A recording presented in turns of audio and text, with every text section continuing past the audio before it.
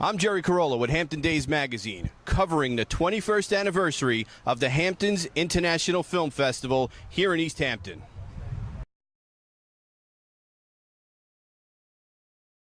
I'm talking with Michael Marin. He is writer-director, and his film is in the 2013 Hamptons International Film Festival. It's called A Short History of Decay. You're the authority. Give us the rundown on who stars in it. We got Brian Greenberg from How to Make It in America on HBO, Emmanuelle Chriqui, who played Sloane on Entourage, and then playing Brian's mother is Linda Lavin, who just turns in a sublime performance, and her husband is Harris Yulin, the great Harris Yulin. So, now I haven't seen the film. All these actors really are top notch, and they can go either way. What genre is this? Because with this cast, it could be anything. What is it? It's a very dark comedy. It deals with a lot of things. It deals with, it's about family mostly, but it deals with Alzheimer's. Brian Greenberg plays sort of a not quite sure what he's going to do with his life, 35-year-old Brooklyn writer who ends up having to take care of his parents in Florida, and he's not really equipped to do that at the beginning. Is this the first festival that you've been featured in? This is the world premiere of the film, yes. Oh, okay, all right. Well, it sounds like good stuff already. Let's talk about Michael Marin. By default, you're from Connecticut. People automatically associate Connecticut with being real laid back, real cool. How are you when you're in that director's chair?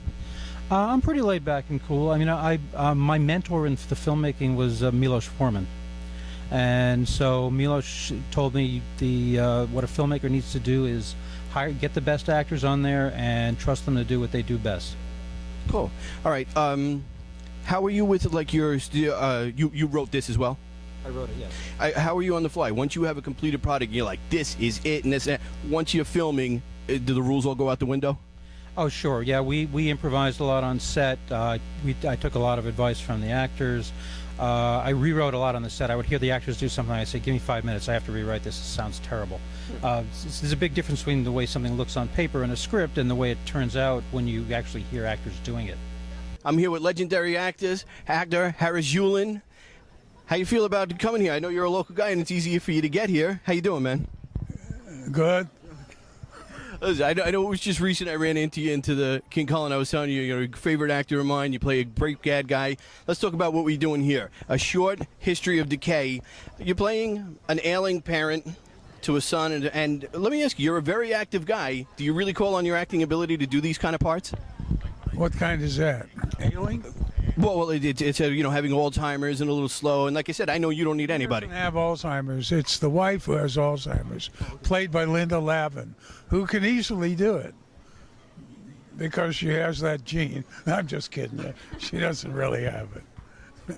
She's all there and more. All right.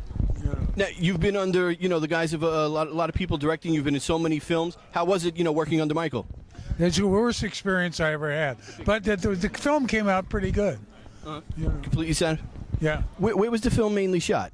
It was all shot in North Carolina, except for a few days in New York at the beginning part of the film, where the character, the writer, is having trouble getting his life together and his work, and he leaves, go down to North Carolina, to Florida. It's meant to be Florida, but we shot in North Carolina.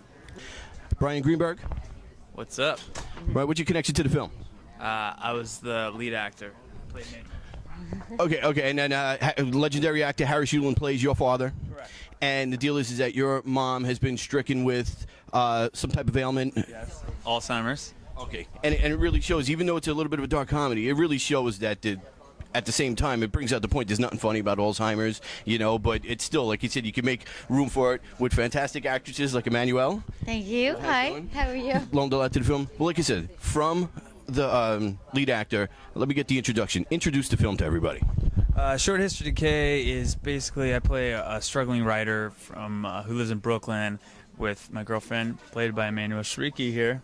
The lovely and beautiful Emmanuelle Chriqui. And she breaks up with me in the very beginning, and at the same time I find out that my father has a stroke down in Florida. So I go down to Florida, and I'm basically living with my parents in their condo. My dad had a stroke, my mom has Alzheimer's, and I have to figure out what do I want to do with my life. And it's also watching your parents get older and how do you deal with that. But it's the film handles it in a very light comedic way. And it's not too overly sentimental, although last night at the screening there was a lot of laughs and there was a lot of tears. Totally. All right. Well, like you said, just to clarify it, you got to get it right. It is Emmanuel Shrike. Nice. Yeah. You see how I did that? Yeah. What's your character's name and role in the film? So I play Erica Bryce, and I play Brian's girlfriend, who's a very ambitious novelist. She's going to publish her first novel and think her life is going to change tremendously. They're in a relationship where the relationship's in a bit of a rut, and she ends things with him. She's met someone else. She's a little aggressive. She's a little too ambitious, but it definitely kickstarts a very important journey for Brian's character. And ultimately, it's a coming of age story. Everybody's realizing something very important about themselves in this. What else have you been in? A bunch of film and television. Emmanuel and I did a HBO show a couple years ago called Unscripted. Recently I was on How to Make It in America on HBO, done a bunch of movies, doing a bunch more movies, so it's been... He's on fire. Yeah, I don't know. Seriously, as a big movie buff, what would be a great role for you? What's that? Playing actually like the real life story, like a true story of Clint Eastwood. I hope too many people haven't compared you, but I'm saying you look like, like Clint Eastwood in like the movies where you first started, like Hang 'em High and stuff like that. Physically, you could pull that off. Emmanuel, what would be a great role for you? I can't believe I'm having brain freeze now. She was a very famous... controversial model, and Angelina Jolie played her. She had the one name, Gia.